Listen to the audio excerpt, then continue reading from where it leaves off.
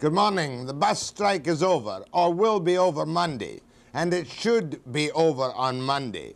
I think both sides can be condemned for their lack of sensible negotiations during the misery of 13 weeks for the people who use the buses. Now, one thing must be made quite clear. The key to the dispute much of the way through was the question of how to assign drivers. The new bill and its supplementary order makes this perfectly clear. When the bus drivers report for work on Monday, they will be assigned arbitrarily and unilaterally to a route from their depot. After that, there will be a 10-day local sign-up on the locality basis, on the basis of seniority. And as I understand it, and as it has been explained to me, there will be no more system-wide seniority sign-up, and they'll go on to the fall schedule. So, everything willing, the buses will be back Monday. Now, front and centre in the legislation when it came down yesterday is the Honourable Bob Skelly, leader of the NDP, in his first public appearance to vote against social credit. And we're going to chat up Mr. Skelly. Also in the studio this morning, he'll take over the program and talk us all to death in his inimitably charming manner, is the expert on fuzzification, dynamic action, and maximizing pupillary contact. The civil servant to end all civil servants, James H. Boren of When in Doubt, Mumble. But first for Bob Skelly after the break.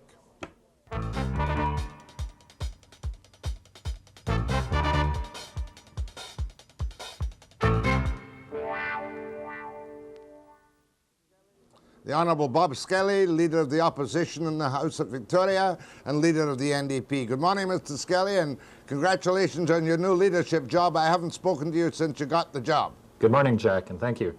Now, were you not tempted yesterday, however, to vote with the government to show that you, like other British Columbians, are sick and tired of endless strikes over what seemed to be just confusion and bad negotiations on both sides? Well, of course, the government is one of the sides in the dispute, and it makes it a little difficult for the government to act as an impartial referee. But in fact, what we did as a party, we sent our House Leader down to negotiate with the government's House Leader, and we undertook that the legislation, whatever it was going to be, would go through in a single day, so that whatever solution the government imposed would not be overly delayed. So we agreed to put the legislation through in a single day and to get the bus drivers back to work and the transit services operating again. So the fact that you voted against it didn't indicate in any way that you wanted to, it's quite obvious that you wanted to extend or stall the settlement process. No, I don't think the legislation was acceptable. Unfortunately, the Premier didn't take us into his confidence when drafting the legislation. I think we could have come up with legislation that was acceptable if both sides in the House had sat down together in advance of the legislature opening to prepare a document. What was wrong with the legislation? Though it merely said get back to work, the old contract, and no seniority sign up, and make your own settlement. Sounds not unreasonable to me. Well, not exactly. The process for getting back to work was one of the concerns that we had. If the legislation had said, for example, the bus drivers will go back to work. They'll go back to work under the spring sign-up, which they all agreed to in accordance with the seniority system. And if the legislation instructed them to bargain until a settlement was reached, that would have been satisfactory to us. But you would advocate to any supporters of yours among bus drivers to get back to work Monday and accept the new bill and the new regulations? Well, they still have some problems, I suppose, with the company and with the minister now, since the minister can impose an order as to how the drivers go back to work. So I think that still has to be negotiated. We want to see a settlement to the dispute as quickly as possible. We would like to see transit services restored as quickly as possible. I think there's an acceptable methodology to do that, but I'm not sure that this government is capable of working in accordance with that kind of a methodology. Yeah, but there's a specific law now which says back to work Monday. You advocate the bus drivers obey that law, don't you? We're not advocating anybody disobey the law. Fair enough. Now, what do you think about your friend McClellan, who, by the way, is off to Oregon today? Do you get the hint in the Oregon business? No. I'll tell you that in a minute or two, but what do you think of our friend McClellan coming down with a heavy hand that he's going to have hearings around the province, obviously with the long-range view of banning all strikes in the public sector?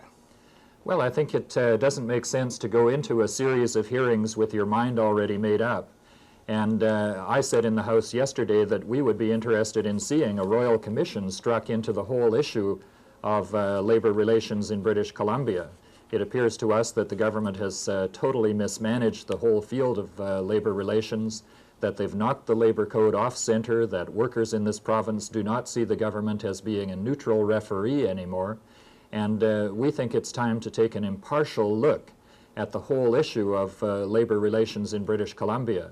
Now, unfortunately, the minister holding hearings around the province after he's indicated that he's unhappy with collective bargaining in the public sector doesn't give us any comfort to believe that there is an impartial inquiry going on. Well, let me hold my own little commission at the moment. Is your position, the NDP having given the right to strike to the public sector and the provincial civil service, is that that should not ever be taken away from, for instance, the bus drivers or civil servants? Well, the right to strike, I suppose, is part and parcel of full, free collective bargaining. You can't have one without the other, and that's been the decision of many judges in disputes for years and years. It's also a principle that's established in covenants of the United Nations and the ILO, that in a democratic society, if you have the right to bargain collectively and freely, then you have to have that right to strike. It's part and parcel of the whole system. And what do you say to social creditors who say, as McClellan does, that the public sector, people like government servants, government agencies, the buses, should not be allowed to strike? Are they very heavily to the right wing and as such not very socially acceptable? Well, that's obviously heavily to the right wing and contrary to the principles of a free society. In other words, you wouldn't take away the right to strike when you win the next election?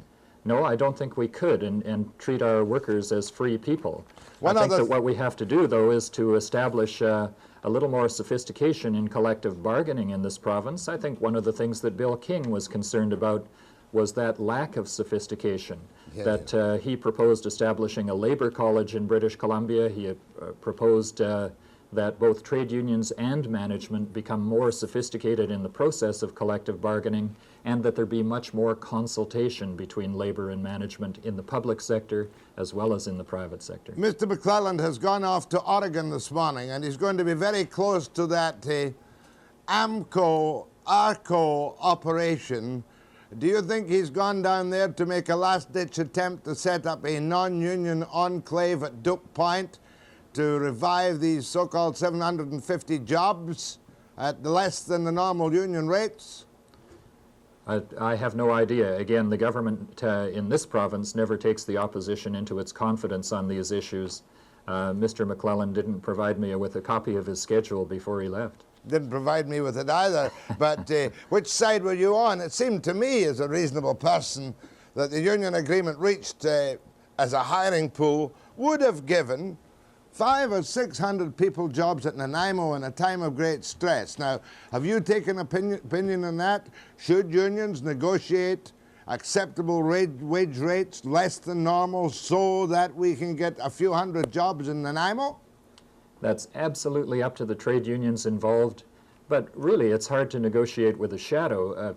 The company, if they are interested in establishing in British Columbia and if they are interested in establishing at Duke Point, they should have indicated their interest, tabled their proposals with the provincial government, hired a workforce, and then negotiated with the workforce. So you're not worried about the potential loss of jobs in Nanaimo? I have to see that there is a company there and that there is potential jobs there. And I really haven't seen any concrete proposals come from AMCA or anybody else for Duke Point for that matter. Well, Mr. Skelly, is this short session now over? The session adjourned yesterday. And back sometime. When do you think he'll bring you back? June? Well, again, this is not a government that takes the opposition into its confidence. I hate to repeat it over and over again. I think we would improve the governance of this province a great deal if the Premier and the government were willing to take the opposition into its confidence, but that simply doesn't happen. We've been led to believe that the legislature might reconvene in November. When we left yesterday, some of the government members said, we'll see you in January.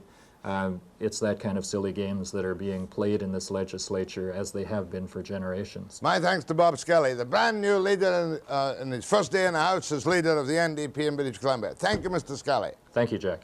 Next, James H. Boren. When in doubt...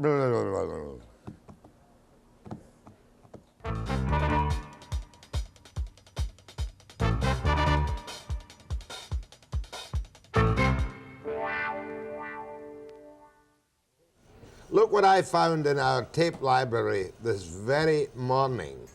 Watch it. And what does it do?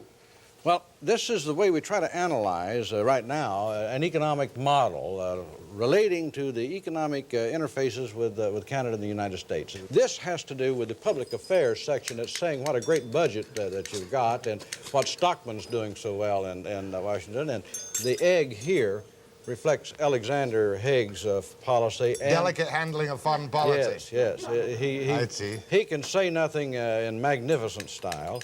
And this reflects the P.T. Barnum concept of government, that there's a sucker born every minute. And it knows no international borders. And at the top of most organizations, you always have a few yo-yos. And this reflects our budgetary process and your budgetary process in Canada. There's still a part, there's a certain linkage. They're linked by the conceptuality. It's a kind of a ding-a-ling approach to economics. It fits these areas. And in keeping, Jack, with our concept that it's more important to have image than performance, when we get into a time of crisis, and you're kind of approaching that now, you're falling along our skidistic, our supply side is a skidistic trickle-down. A lot of people don't want to change that because they'd rather have the trickles they have now than flee to trickles they know not of. And so we can make it look as if there's more going on. The output's no different, Jack. James H. Boren, and your new book, Fuzzify. Have things changed much since 1981? Oh, only in the semantical prelusionary processes. Today we're talking more about peace while we're building more arms. We're talking about being fair while we're orbitating the adjustivities within the injustice harmonics. And we're building the fabric of law. The loopholes, are the fabric of the law.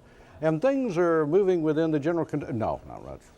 Now, I understand that a major event in American politics is taking place outside the White House next week. Yes, Monday morning I'm holding a press conference in front of the White House, and I'm bringing in the world champion chili cook, who will be serving the hottest chili. It's a burning issue in Washington. And I'm the only presidential candidate who has endorsed chili as the official food. And I'm going to challenge Reagan and Mondale as a presidential candidate, not to a debate, but to a chili cook-off. What are the platforms in your plank? The plank in your platforms? Well, my basic slogan is, as honest, Jim Boren, I have what it takes to take what you've got. Because you are well aware of the fact that success in a democracy is based on doing nothing but... doing it with style. That's right. I have been maximizing the dynamic in action. It's somewhat similar to what you do up here occasionally. You study a problem long enough and it may go away. You're acquainted with that in the province of British Columbia. What I'd like you to do, though, is to draw on your lengthy experience this morning. Of course, not merely as a presidential candidate. Yes. How many votes would you get? Oh, I think I'm going to win. The groundswell is building, and I've gone to the people and I've said that I will stand by my convictions as long as it's absolutely necessary. And they understand that. They appreciate the honest approach. And I have developed, Jack, a multiple choice platform. This enables each and every voter to check what he or she wants me to be for. And I pledge to be for that as long as I'm dealing with that voter. Now, if the voter changes his or her mind later, it's no problem. They just send me a stamped envelope. I send them a new brochure. They check our new position. I think that's responsive politics. That sounds absolutely brilliant. You'll stand by the voter on that particular issue, but only with the one voter. That's right, yes. So if I'm for sin this year, you're with me. That's correct. If I'm against sin, you're also with me. That's correct. And I believe in putting the peaceful elements into their proper orbit. I'm getting a lot of support for my position on the MX missile deployment. Yes. I have a plan. What's your plan? I would put the MX missile in the hometown of every U.S. congressman that votes for the program. That lets the people back home know what their representatives think of them, and it's the ultimate of pork barrel legislation. But your biggest single problem, if you're at all successful and become a political power, you're going to have to face the radicals. And I understand that you have a long-time successful formula for tranquilizing political agitation. Oh, yes, oh, yes. How does one do it? Well, there are many elements to it. Of course, at the basis of this is my dictum, if you're going to be a phony, be sincere about it. And it does come to that maximizing the pupillary contact. If people are there and they're giving you a hard time, you look deeply into the pupil of one eye. Now, you don't look at two eyes, Jack. That makes you shifty. And there's no political implications, left eye, right eye. You just maximize that pupillary contact, and then you begin to orbitate the infusionary patterns, put the verticality of the fuzzification mumblistic patterns into the proper orbit. You furrow the brow, and as you're beginning to put the linearization into that long-range Fuzzify, you become somewhat ministerial in your intonality. And then with the beginning move and intermittent nod, you begin to shake your head, yes. And when they begin to shake their head just back to you, you've got it made, there's no problem. There's been no communications, Jack, no transfer of information, but everybody feels good about it. But there are times when you have to change your technique.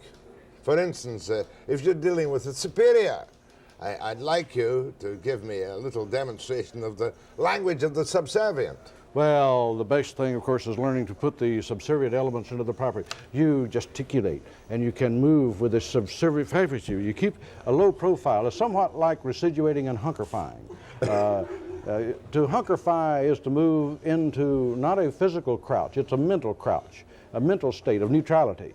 And the subservient language has to do with putting it into that, till you can see which way the policy is going to go, then you know which way to jump. So you never maximize pupillary contact while you're hunkerfying? No. It's difficult because the pattern brings you down into the fuzzification letter. That's somewhat similar to what President Reagan does in the States. Of course, you know, he doesn't fuzzify in his words. He's known as the great communicator. His fuzzification is more in the mental processes.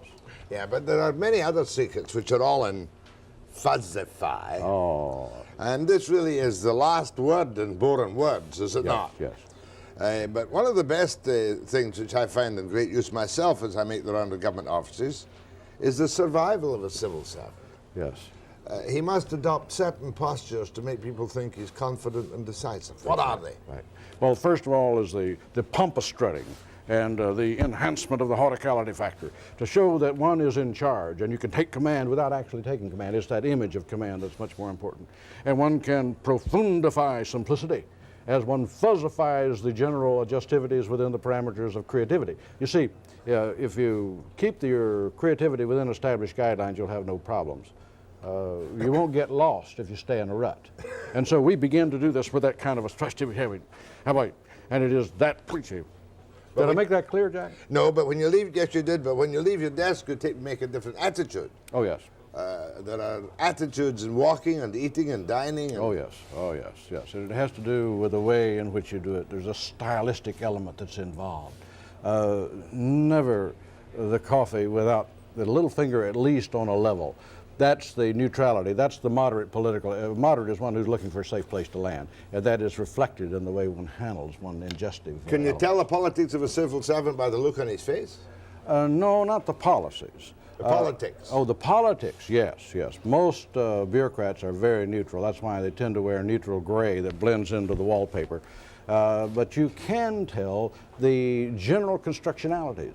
So when one is looking at a bureaucrat or a politician who is putting the pompostic patterns into the retrogressive elements, they know how to handle it because it doesn't get involved with the justice element. You see, a politician who will play with the truth will also play with justice. More with James H. Boren after the break.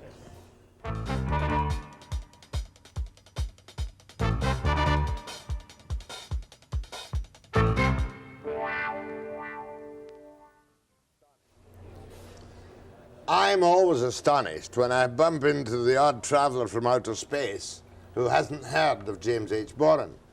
So if you are a little fuzzified on the maximizing of his verticular linearity, let me explain. He is a former senior civil servant and public official in the U.S. administration who first came to fame when he put on his horse and his mail bag strapped to the side, and he raced the mail from somewhere to Washington. Philadelphia To Washington. He beat the Special Delivery Express by going on horseback.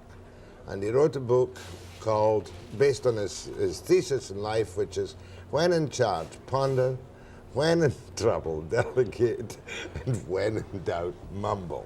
Now, when and how the hell did that come to you? Because that is genius in its finest form. Well, I was, as you indicated, a senior Foreign Service officer with the federal government, and the State Department is the graduate school of the mumbling arts.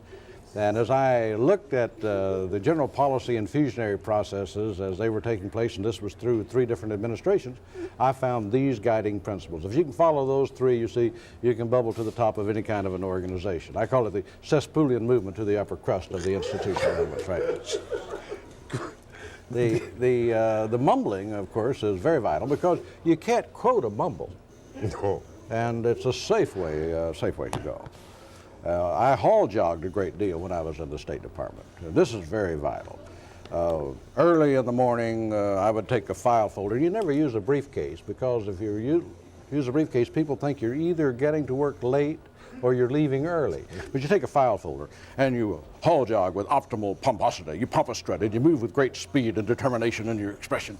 Then if you go to the coffee session, you sit alone and you shuffle papers. Maybe you're working the crossword puzzle, but they think you're working on a classified document. But then you make the rounds of all of the halls and people will see you and they think, boy, he's got something important to do. I used to hall jog a great deal. It was very effective in putting the constantiation element into the proper plane. You've got a whole bunch of new words this year. Mail fluctuating. What the devil is mail fluctuating? Well, it has to do with organizing the income of mail. If you're going through a rating period, and all civil servants have this, if there is a problem that's developing and people may be looking at you to evaluate, you immediately stimulate a lot of mail to come in. You order catalogs, you call people and ask them to send you samples. It just gets a huge amount of mail and people think you're extremely busy with that. Same thing with the telephone. You arrange calls and you make calls out and then you arrange for the call as you're leaving for lunch. You know they're not there, so they'll have to return the call back, so it keeps your phone ringing all afternoon. These are the things that help build the image of an important senior executive. But the behavior of a civil servant is even more important during a change in management or administration. Oh, yes. Is that when they must maximize their contextualization? Oh, yes, yes. Keep all of those contacts alive, particularly those who are on the Appropriations Committee of the Parliament, for example. Those who have a cousin who knows the cousin of the one who is making the personnel decision. These are the optimal contextualizations that are very helpful. Have you in any way changed your the theory or your practice in conferences for dynamic inaction? No, no, no. I've learned how to control conferences even more effectively than I had before. Tell me. The key thing to it, of course, is if you have a conference that's coming up and someone's going to be creating a problem, you set up a study committee. If you study a problem, it'll go away. Nothing's impossible until it's sent to a committee. And then you have co-chairs, and you select co-chairs who hold different philosophies, and that keeps them from getting together. And then, if possible, you appoint them from a wide geographic spread. That means it's even difficult to get together personally. Then when you have the meeting, you put the controversial item last on the agenda after the last coffee break. And then you serve a lot of coffee. And you put the coffee on another floor. That maximizes dropout in the meeting. And then, of course, when they come back to the room, you turn off the air conditioning, you dim the lights, you get someone to give a treasurer's report. That dronifies the general element. And finally, after all of that coffee, people will do anything just to get out of the room. We call that bladderating a meeting. You call it what? Bladderating a meeting. That way you'll get the decision you want, and they'll agree to anything just to get out of the room to take care of pressing needs. That's a new one, yeah. Bladderate for me. But handling meetings, it's not so important really to be that much in control. If you really want to control the outcome of a meeting, don't preside, write the minutes.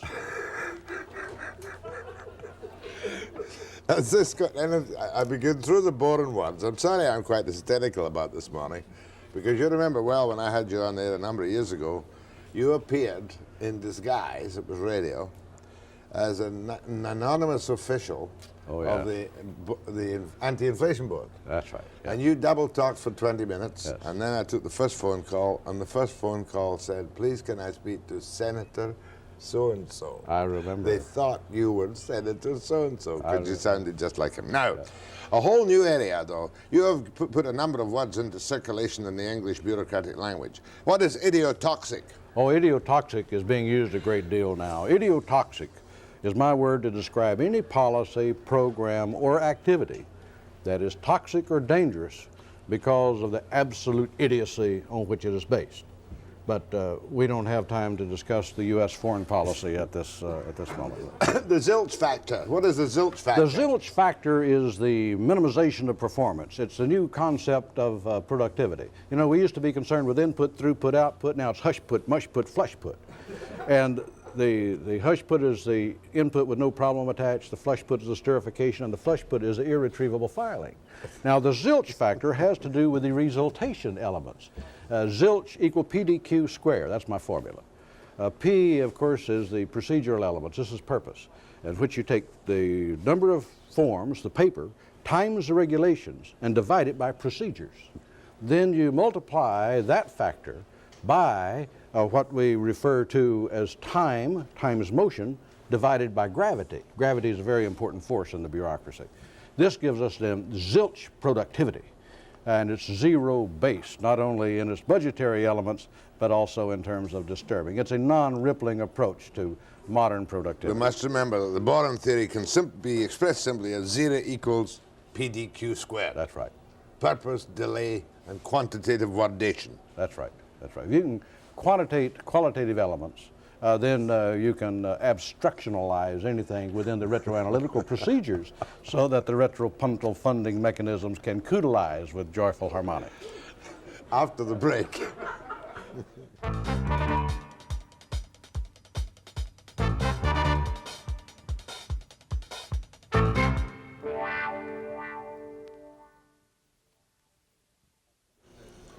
James H. Boren, former bureaucrat and a bureaucrat extraordinaire in the science of mumbling, and the language of grantsmanship. A couple of things I want you to give us courses on this morning, please, even though we're not paying cash.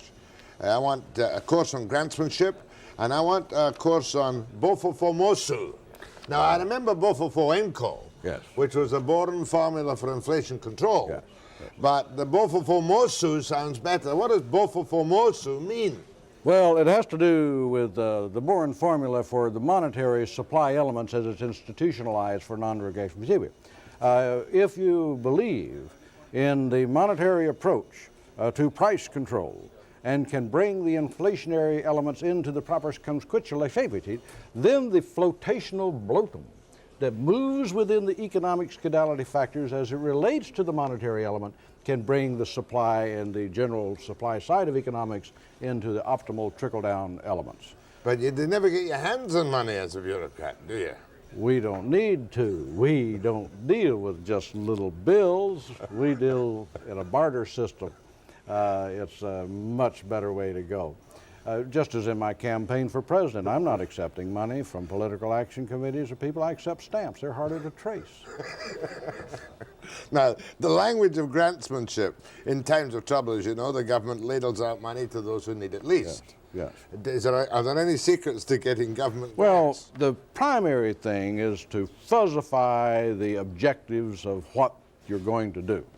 You fuzzify the objectives, and then you can interpret them later to mean whatever they want them to mean. And you couch it in such terms that everyone who is involved in the approval process of the grant will interpret it to mean what that particular person sees as their own pet. So you write it very carefully, and then you leave yourself optimal maneuvering room within the constricturization of implementation. This is the papeterie of puff pieces, and it works very effectively in this kind of an area. But the key thing is to fuzzify it, and then you trashify your application. You say what you want to say in those general fuzzified terms, and then you trashify it with a lot of irrelevant notes and papers, computer readouts, make a good, thick, heavy one, and they all think that that's supportive material. Nobody ever reads it, but it's the weight of the report that helps more than the weight of the logic. And that will eventually finish in that place you called the final resting place, the hush pot, the flush pot? Yeah, hush put, mush put, flush put of productivity. It's the image of productivity that's much more important than the productivity itself. You see. These are the key elements that can let you recognize that red tape is the tape that binds the world together as one great harmonic unit. The formology, the study of forms. Yes. Oh, that's a great craft. study. Oh, yes. We're studying the form aesthetics. The aesthetic elements of a form, a beautiful form, with the scrunchified margins and the minimal imputation delineation. We're going into the pharmaceuticals. The pharmaceuticals has to do with the acidity and the pH of the paper, how it accepts or rejects different kinds of inks and ballpoint pens, and even some that can erase a signature within the general legibility element after there's been an approval that needs to be retrogressed. Oh, it's a very exciting thing. I'd like you to quote to me some of the undying Borenisms which should never be forgotten, that I remember there. Pick your own. Well, it's hard to look up to a leader who keeps his ear to the ground. I think that's quite obvious. It has the inspiration. Subsidies are the accepted way of redistributing the wealth to those with the most political clout. Taxes are for poor people. Justice is for the rich. Sadly, this is all too true. There's nothing like responsibility to kill a career. And of course, I have, the fakistic elements of mumbling. I have a thought element. Patriotic stupidity is still stupidity. But stupidity wrapped in the flag will prevail over wisdom wrapped in the law. When in doubt, interview James H. Boren and the world becomes a brighter place. And buy his book, Fuzzify. I have 2 copies. One I keep in my toilet shelf and one I keep in the library. Oh, that's inspiring, Jack. And, Fuzzify. And I need all the help I can get in my campaign. With your hand on my shoulder and my hand in your pocket, we can march to victory. Call Boren after the break.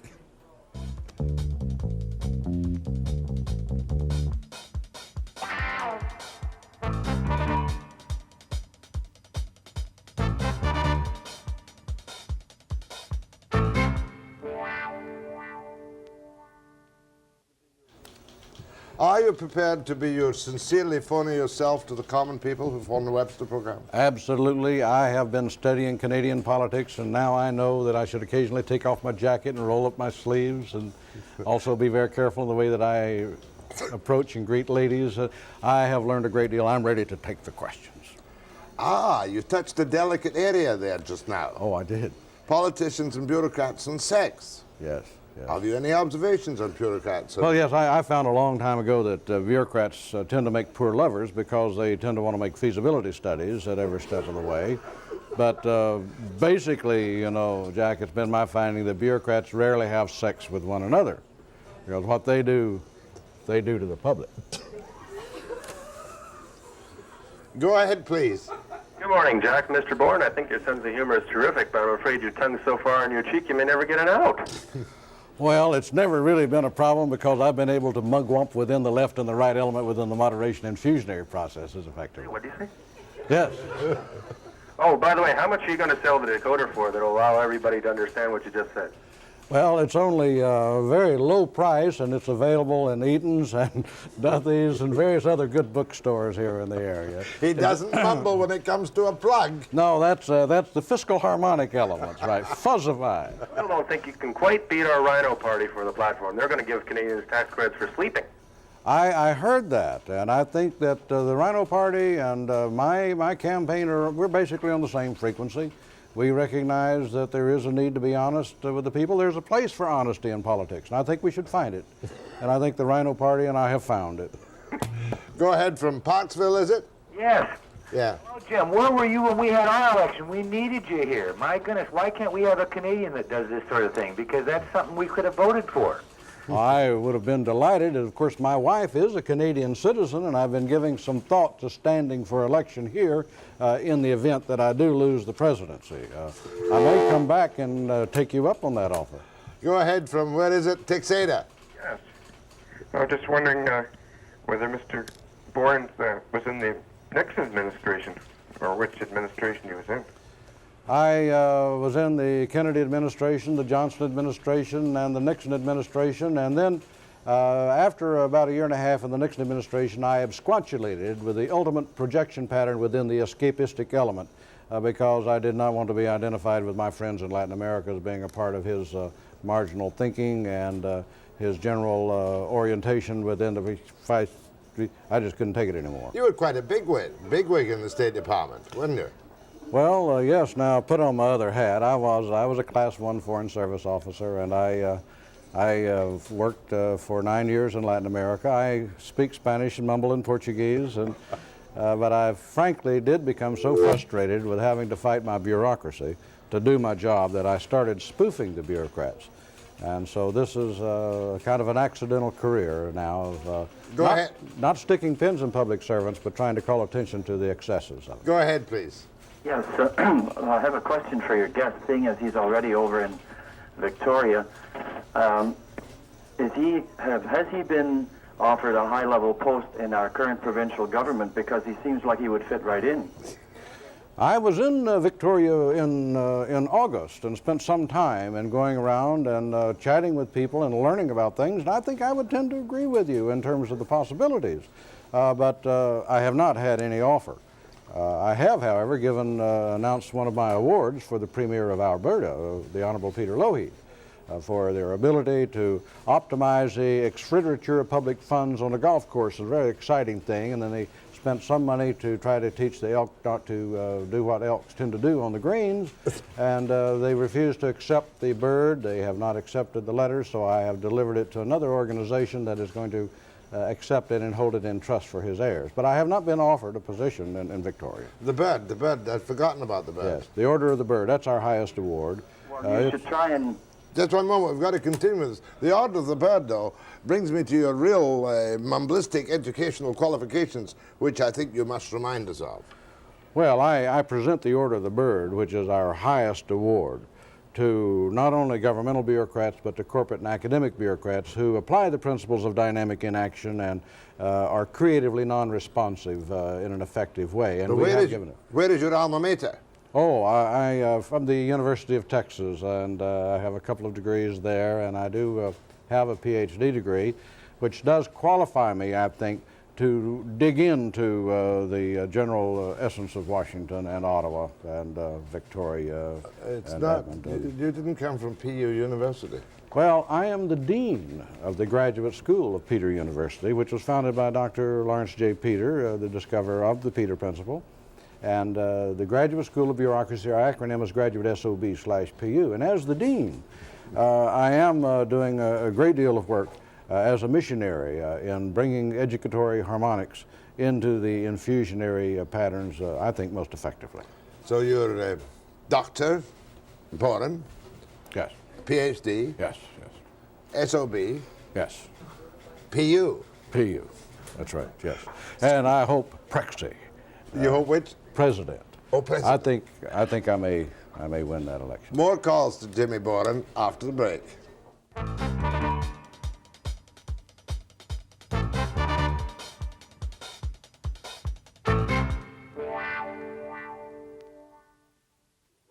Quite important to James Boren, author of Fuzzify, is you didn't tell me who's going to run as your vice president when you announce your campaign and hold your press conference in front of the White House next week. Well, I haven't made the announcement yet, but I may as well just share it with you and with your listeners, Jack. I wanted a vice presidential running mate who could handle several languages, who could develop position papers just at the drop of a memo, who could also be very loyal. And so I have decided to have a computer as my running mate. I'd be the high-tech candidate. Now, if my running mate started having some financial problems, or absent-mindedly begin to talk about voodoo economics, I could just pull the plug. They could handle many languages, Pasquale, Basic, COBOL, the Fortranification, and I think it'd be a very exciting way to go. And nobody would pat its bottom. Of course not. Go ahead, please. Yes, good morning, gentlemen. I'd just like to say that I think this is probably your most enlightening person you've had on this season, and I'd like to know what you do about our bus strike situation, and if you might sit in as mediator for us. We need somebody like you around. I would be very delighted to do that. Of course, I understand that it's about settled now. Right. I was planning to offer my services, but I think it's rather interesting that the government had to pass legislation to bring about, the end of a strike of one of its own units. And I think it's also rather timely that here you have the visit of the Pope, who is from Poland, where they have also had some stratifications within the solidarity and fusionary patterns. But I'd be very glad to help, and I think I could make a contribution to the solution of the problem. Go ahead, please. Yes, good morning, Jack. Morning. Good morning, Mr. Boren. I think we need more laughter from people like you, and you're doing a good job. And I'd like to know if you're aware of a report by UR FutureScan called the Bone Meal Coordination Political Commercials Committee, and that is a report on federal campaign commercials. I was wondering if you can comment on that. No, I haven't heard about it, but that really doesn't make any difference. I can comment on it anyway. I feel that putting the commercialization element into the proper plane for the communications of marginal thought processes to the people is very vital. And I think that there should be a limit, however, as to what can be projected within the fiscality patterns so that marginal thought processes can be effervesced to the supernal level of activity. I'm okay on that question, I think. I see, and I was wondering if you can comment on Mr. Mulrooney's major progressive conservative government, a majority. Well, I'm very excited about it, of course, as a bureaucrat, to see that he's going to have 40 members of his cabinet. This is my kind of a reorganization, coming up from, 27 to 40, and then just look at the possibilities. I believe in dispersality factoring, giving everybody a piece of the action. And, of course, if I am elected President of the United States, I would certainly do that. I would reorganize the government, and I think that move, showing as the first step of a new administration, is a move in the right direction. But you have a laid-down formula in Fuzzify called CORN, don't you know, constitutional? Yes. What is that? Well, it's to bring about a reorganization of the government and essentially contracting out the leadership of the country. We really do it in a way now through a special interests that make their infusionary feelings into the legislative process and into the executive elements. I'd think just be honest about it and contract out the leadership of the country. And this could be done through a series of committees that would have various kinds of inputs.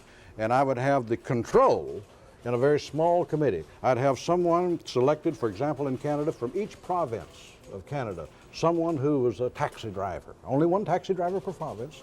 Someone who is a barber. They really see no more about the political situation than anybody else. And I would put that kind of a committee and let them be the ones to oversee the contracting out of the leadership of the country. Contracting out board, COB, to implement the Constitutional Office for Reorganizational Necessity, CORN. That's right. We had a committee named almost like that. Oh, is that right? I think they've been reading the draft of your book. Well, I'm glad to make my contribution. Go ahead, please. Good morning to both of you. I just wanted to hope that you do get have success with your presidential election, and if not, maybe you should consider having an open line show and you can give advice to all of the politicians. Oh, I would be very, very delighted to help within the political process. Many politicians have been calling me and asking me for help and guidance. As a matter of fact, I have proposed a plan for malpractice insurance for politicians. Doctors and others have malpractice insurance to cover them if there's a problem. And I've had a lot of support from the politicians for malpractice insurance plan for politicians. Thank you. Go ahead, please. Hi. Hi. I just want to know if you think our dramatic victory against the Russians is going to mean the dollar's going to take a big jump. I hope you're speaking of the Canadian dollar, and I would certainly share with you in that hope. I think so. And after the Americans got shattered up, maybe their dollar took a dive? Well, it has to do with the parallel of the upward and downward goosality of the economic factoring, and I believe that there is a need for optimal parity. Sounds good. Go ahead, please. Hi, Jack. Yeah. Gee, it's good to hear. Good to be here. You're good. I just wanted to say I'm really impressed with your caller here. I think he should be possibly the next prime minister because he's got the language down. Oh, thank Absolutely, you. Pat. Go ahead to James Boren. Yes, good morning, Jack. Morning. Good morning, Mr. Boren. It was the last time you were in Vancouver that I had the opportunity of talking with you on the fractionality of political politics. And I think that since you're running for the presidential campaign in the United States, you should have some good people gathered about you, and I would recommend a very, very able man from this community here for your delegate to Portugal. And I think he's gone to your university, Al Davidson. You may have heard of him. Nobody can understand him either, so he'd be very apt person in the foreign service. I endorse that recommendation, and I think he'd make an ideal ambassador to Portugal. Well, I think that he's studied under Mr. Boren for some years because it's very difficult to carry on a half-hour broadcast or so without anybody understanding a word that is said. May I respond to that? Yes. Yes, I wish you would. I really do not know much about this gentleman, but from this endorsement, from this person who obviously has the deepful, insightful, infusionary processes at heart, I think I would take that deeply, but also your recommendation. And Jack, I would like to make now to you the offer that if I am elected President of the United States, I would like for you to consider accepting the position of Secretary of State. And you then could appoint all of the ambassadors that you want. You could even develop a program of ambassador for a month. Then you could spread it out more. You can even go beyond what Mr. Mulroney is going to do, ambassador for a month, and people could pick their assignments. Timed with what is the best time of the year to be in the tropics and the best time of the year to be in the north. If you would consider being my Secretary of State, Jack, I'd be highly honored. Done. Kamloops, go ahead, please. Hi, Jack. Yeah. Hi. I'd like to speak with your guest for a moment and ask him, he's mentioned a lot of about Canadian politics, and how do you feel about the Rhino Party in our country? Well, I think it's a great party. I cannot understand why it has not really moved into the higher levels of power. We have this on a de facto basis in the United States now. They call it the Republican Party, but it's really an adjustment of the Rhino Party. And I think that it's a great party, and it's showing the way to the future in Canada. Go ahead, please, from Kelowna. Good morning, Mr. Boren and Mr. Webster. I do agree with Mr. Boren on his idiotoxic dictum, and I feel that that's what we have right here in Kelowna now going on with regards to the dumping of DDT in Okanagan Lake to kill the Eurasian milfoil. And I do agree that elected people should, Mr. Boren's idea of putting the MX missile in elected people's hometown so that they know what's happening. And if I was a Yank, I'd vote for you. Good show. Thank you. I was in Kelowna and Penticton in August, and I know a little of what she's talking about. I would certainly endorse the recommendation. But one of the things of which you're always guilty is hydropinion. Yes, a hydropinion is a watered-down opinion. It's a rather low-level approach to profundifying the abstructional qualities of communications. Let's do another segment with Jimmy after the break.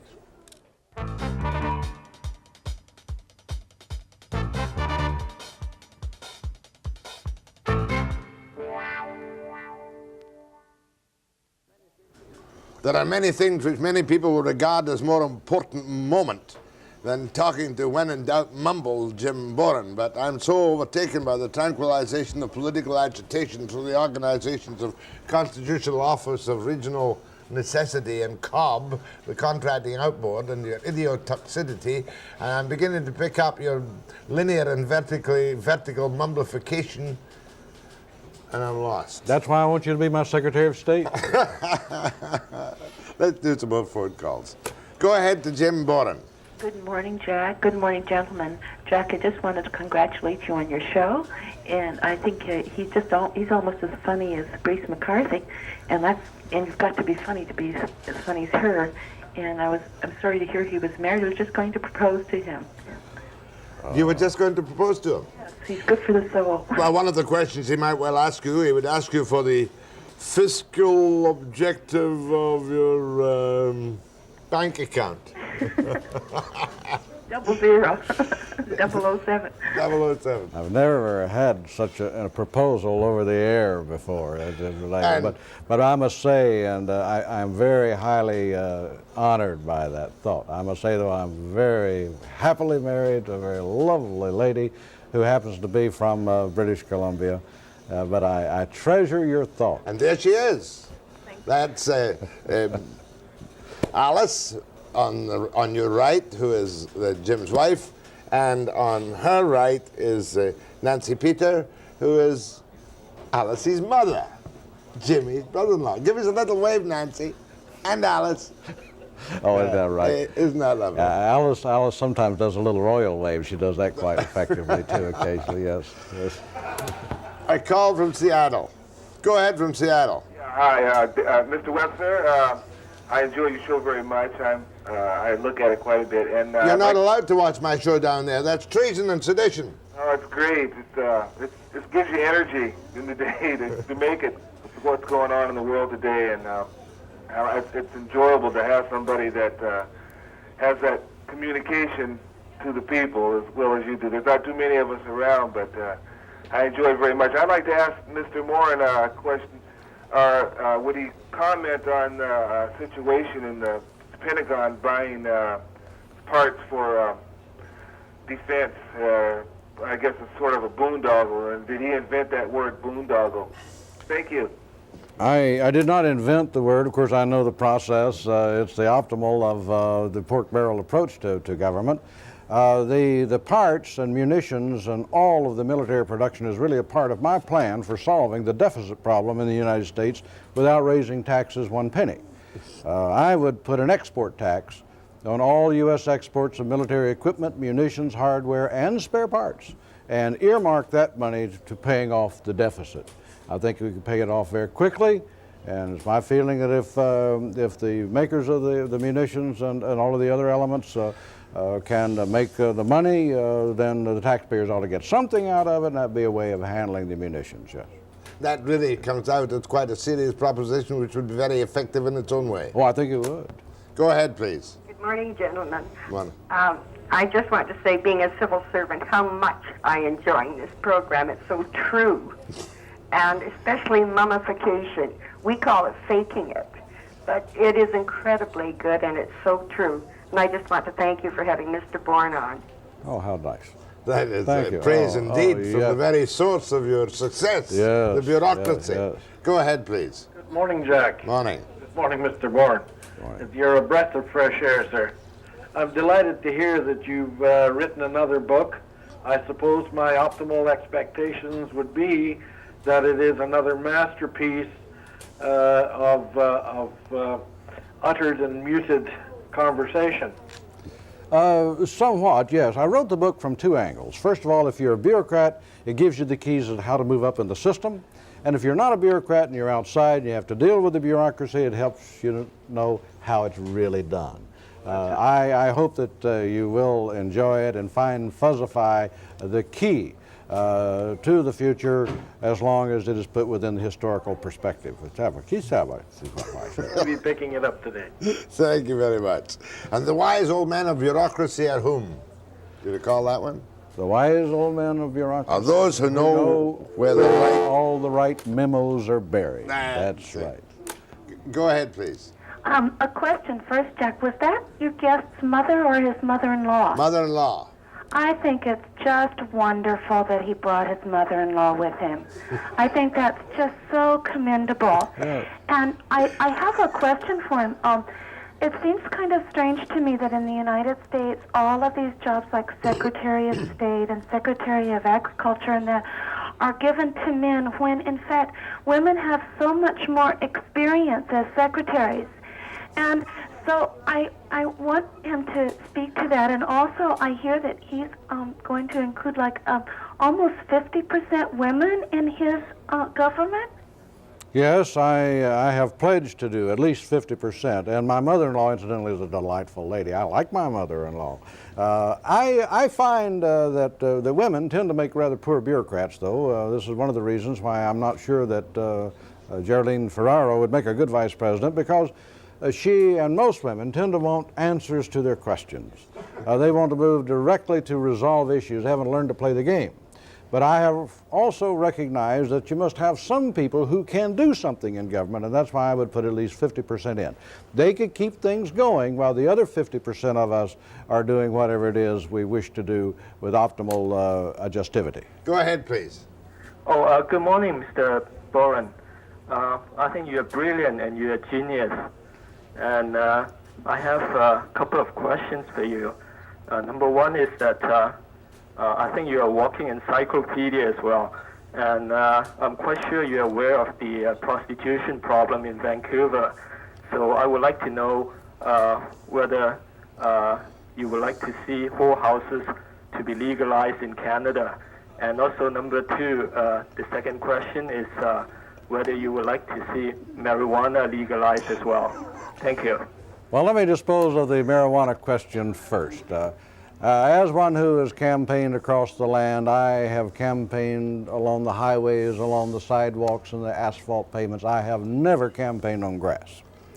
I do feel, however, that particularly as I have observed it in Vancouver, that there has been an understanding of making a translateral movement from the prime areas of operation from one market area over a couple of streets to another market area. This has merely moved the private enterprise sector of that kind of an operation, and I don't know really what I would do about it, but since the Globe and Mail is accepting ads from Penthouse, they might have some editorial positions that we would want to consider in that area. But as for prostitution, I think that I should limit myself, because of the general morality elements as it puts the infusionary packaging of activity, only to political prostitution, which is the bribery and the general retropuntal funding mechanisms that I really understand. I really don't know much about the other kind of... But you'd be the first guy looking at the American experience, if I dare say this in my relaxed mood this morning, to remind me that zippers can be a politician's undoing. Yes, yes, indeed. I have recommended the adoption of a chastity zipper for politicians. This would be a zipper that would remind them with various kinds of locking devices. They would still have the key or the combination, but it would remind them as they are beginning to de-zippify the zippification filaments of what the long-range political implications could be. And so I have developed a chastity zipper approach. Go ahead, please. Hello, yes. I was wondering if this articulate genius acquired his expertise in obfuscation in Victoria, in as much as we have this government which has provided us world-class ignorance and world-class arrogance and world-class unemployment and world-class mean-spiritedness, is an outstanding example of what he's citing. Well, I've always found that you could find more class in the provincial capitals of Canada than I could in most other places, with the exception of Austin, Texas. Austin, Texas does very well in putting the ballistic projection pattern into the orbit.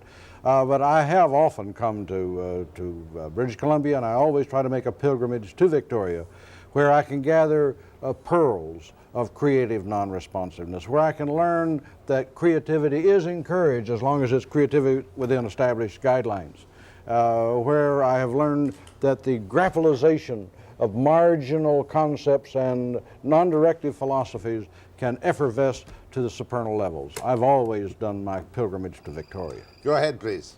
Good morning, Jack. It's from Williams Lake, yeah. Good morning, Mr. Boren.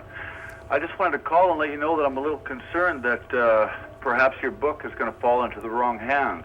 I use layman because if we all start running around and fuzzify and rarefy and scarify everybody, why, this country is going to fall apart, don't you think? I must tell you that very frankly, I have been concerned about that.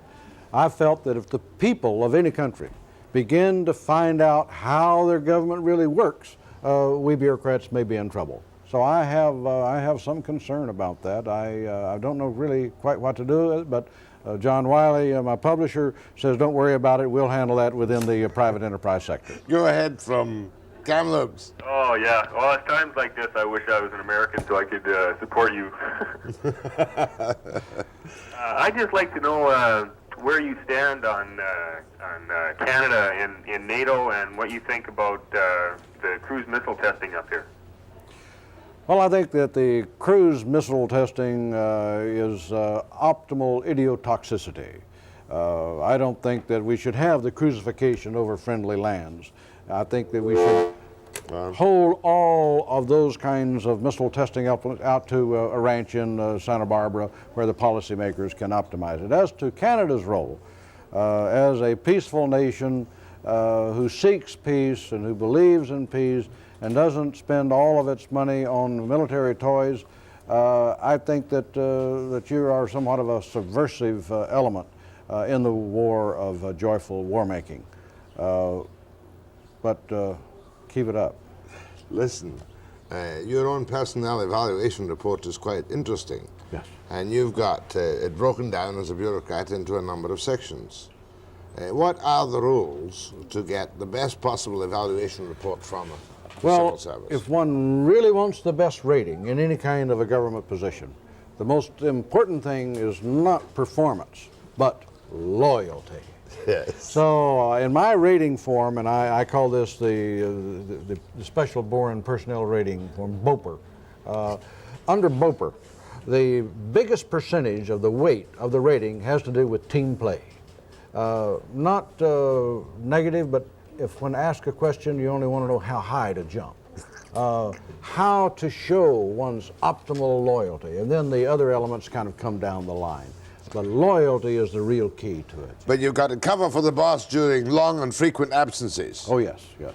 And you accept all management decisions, I love this, until the boss is about to be replaced because of his failure. Yes. Now, when the boss is about to be replaced, you can generally sense that. The twittering goes up and down the hallways, you know. When you know that, then you begin to pull back and you begin to become a little more independent. Only in public stance until you see how things are going to go. Then you can become loyal to the next person who can help your career. This is a way of optimizing one's career. It's career enhancement technology.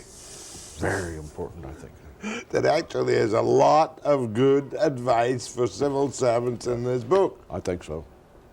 I didn't become a Class 1 Foreign Service officer. For nothing without some talent. Jimmy, will you stay till the end of the program? I'd be delighted. After the break.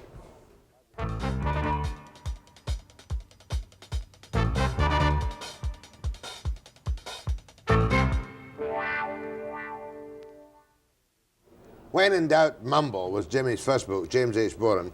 This is your second or third? Fourth book. Yes. Fourth book. Yes. Fourth book. Fuzzify. Fuzzify. Okay, let's go back to phones. I'm exhausted. I can't even think of... my mental processes are so mumblified and fuzzified that I will orbitate idiotoxic mumblifications, both linearity and verticalarity, and make no sense for months to come. Almost sound like Alexander Haig. He was in town last week. You quote Haig. Is he the world's worst obfuscating Yes, mumbler? there was a time when I was about to lose my title as the #1 mumbler, but he's gone back out of the public sector. Go ahead, from is it Washington State? Yes. I just want to say that Mr. Boren has my vote. We got you an American Great, supporter. Great. You know, I'm speaking to the Washington State Bar Association, and I think with enough votes from Washington, you can put me over. This is the groundswell that can bring victory to our contextuality. And I pledge to you that I will hold by my convictions as long as it's necessary, and if I ever take a dime, I'll admit it. Thank you. Thank you, ma'am. Excuse me. Go ahead, please. Go ahead. Good morning, gentlemen. Right. Yes, I would like to throw in a few fast questions here. First of all, I'm not trying to discuss Canadian politics altogether here, but I would like to represent something for the youth. First of all, the government of BC is slowly come down with the name of the social corruption government under the leadership of Bill Benefit. Well? And also, I'd like to also ask You have a American competitor politics, here. if you figure to be so effective in the American politics, how can you trust your predecessors and people involved that you work side by side, including multinational corruption and the mob? Now there's a problem for you. Multinational corruption and the mob. Well- Working side by side with you as you attempt to take over the reins of power in White House. Well, of course, first thing I would do would be to put a multilingual approach into the communicative harmonics. I do not think, however, that there is a place for truth and honesty in the operational side, so I would not find that to be any great problem.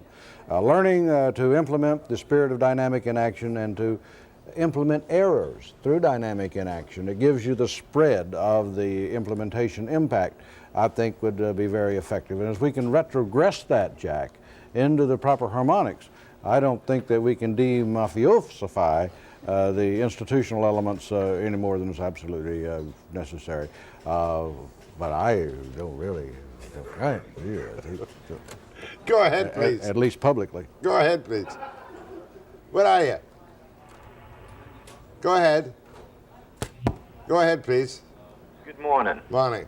Y'all had a caller earlier that said if she was a Yank that she would vote for you, Mr. Boren. Well, I'm not a Yank, I'm a Southerner, but based on 2 points I'd like to raise with Mr. Boren and his apparent Secretary of State designate, I might consider my vote coming to Mr. Boren. First of all, I'm from Paris, Kentucky, which Mr. Boren will recognize as the home of the Hatfield and McCoy battles. And I wonder, having been a participant in those battles, if I qualify for the GI Bill. Yes, and I am a member of the Jefferson County Long Rifles, a group that shoots competitively with muzzle loaders, and I would be very, very interested in having you join our organization.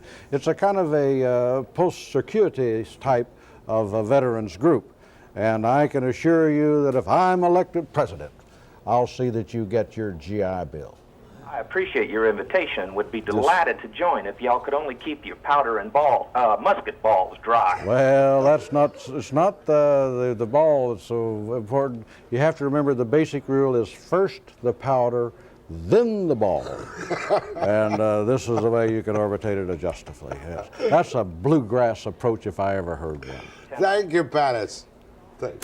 There is a place, Paris, Kentucky, where the Hatfields and the cars. Go ahead, please. Yes, I've been there. As a public sector employee, I have 2 questions for Mr. Boren. I'll hang up later so I can hear his answers. I'd like to know if he would be willing to preside at the Rhinos Party's auction of Canada.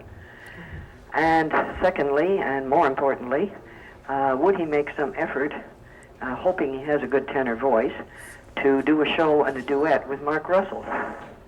Thanks. Well, I have mumbled with Mark Russell before. We are friends. However, my gravelization of musicality factors is somewhat minimal. The only person I've ever sung with on television was Martin Negronsky. And our duet was a rendition of the song that I wrote, Mumble Bells. It was for Christmas. Mumble bells, mumble all the way. Come on, give it. Oh, what fun it is to know that we are here to stay. You know, dashing through the halls with expertise in hand, we bureaucrats remain in nationwide command. Martin Negronsky and I did a beautiful job. He wanted to sing all 5 verses, and by that time there was smoke in the place, and we began to have squatulated. But doing a duet with Mark would be a little difficult because he can actually sing. But I do feel that the general harmonic factoring would be a joyful element within this matter. Go ahead, please. Yes, I think your book would be very useful for the police department, your Fuzzify book. I think it would really set it off really good. And also, I was told to turn my TV down when I was to talk to you, so I ended up turning it down. I found it in the basement upside down. I could still understand you, and you still have more to say than any politician. Oh, isn't that nice? Isn't that nice? That shows the projection of optimal sincerity. Don't you feel warm and loved? Yes, I really do. James H. Boren, Fuzzify, his latest book. A veritable charm and a delight in the wit, and not half as stupid as he sounds. The 100% sincere, talented phony. My thanks to Jimmy Boren. Have fun with the Washington State lawyers. Mr. Secretary of State, I'll look to see you in Washington. Mr. President, I'm at your command. After the break.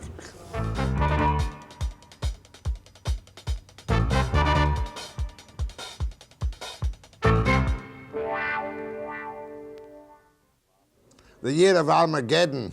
I can't laugh at it. Do it again. You can't laugh. Oh, it's the end of my show. Year of Armageddon, Monday. That laughing was something else. Very sorry. I only had 19 seconds. Now they're giving me extra time. Anyway, I'll be back for sure. Mumbling personified. Monday at 9 a.m. precisely.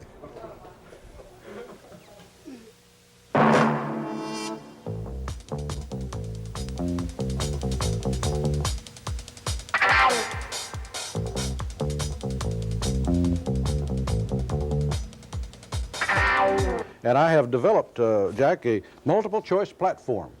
This enables each and every voter to check what he or she wants me to be for. And I pledge to be for that as long as I'm dealing with that voter.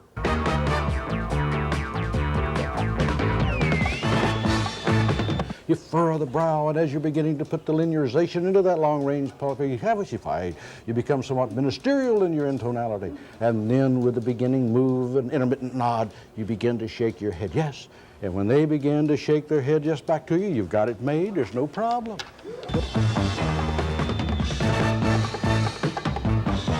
So you never maximize pupillary contact while you're hunkerfying? No. It's difficult.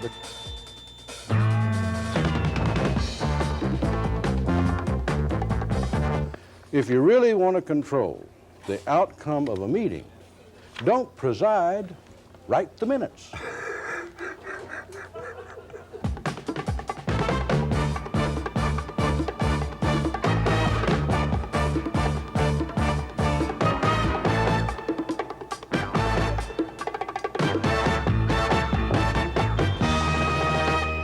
At the basis of this is my dictum: if you're going to be a phony, be sincere about it.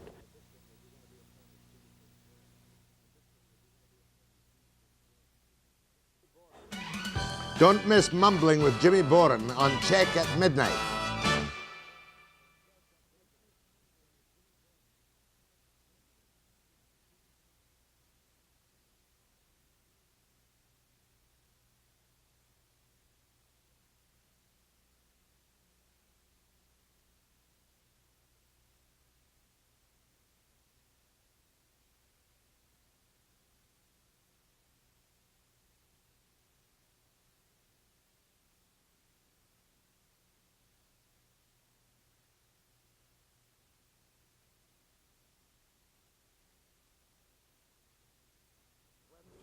The Year of Armageddon with Webster, Monday, 9 a.m. precisely.